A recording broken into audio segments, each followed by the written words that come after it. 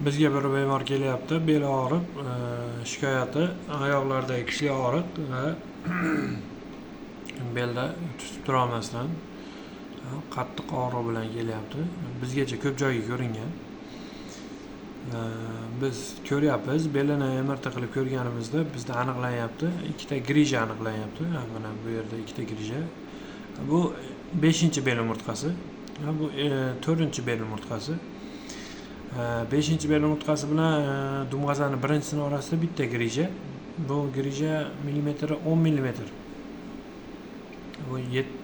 Bu grijamiz adashmasam 5 mmlik grija.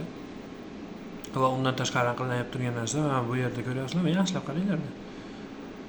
Osteoxondritiskiy infiltrat deydi. Bu yerda infiltrat. Ko'p shamollatib qo'ygan, ko'p bu grijani cho'zib yurganligini hisobiga bu yerda infiltrat hosil bo'ladi. Undan tashqari bizda yaxshilab ko'rishimiz mumkin. Bu yerda umurtqa siljib qolgan. Spondilolistez deydi buni. Mana umurtqaning chegarasi tugayapti. Bu S1da boshlanishi bu yerdan boshlanadi. O'zi asli mana bu yerda tugab, mana bu yerda bunday ketish kerak.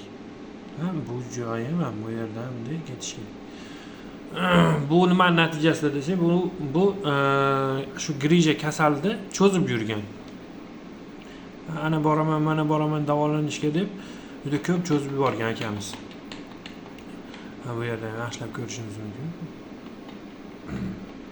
Bu to'g'ridan ko'rinishi, to'g'ridan kesimi mana bu yerda yallig'lanish ya'ni ko'rinyapti, rangi o'zgarib qolyapti. Endi bu aksialniy kesim, aksialniy kesimida ko'rishingiz mumkin. Grijani ko'ryapsizlarmi? Katta bo'lib chiqib qolyapti.